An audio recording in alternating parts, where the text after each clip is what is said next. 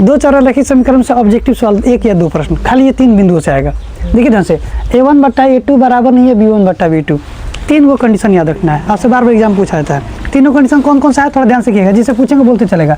भाई 3 कंडीशन में पहला क्या कहेगा बाबू, तो कहेगा सर कि अद्वितीय हल होगा। क्या होगा बाबू, बोलिए, अद्वितीय हल होगा। बताए थे ना जी, मैं सुनो हल, सुनिए ध्यान से। इसके पास रेखाएं क्या होंगी बाबू, तो प्रतिच्छेदी होंगी, होगा जी, समझिए बात ध्यान से।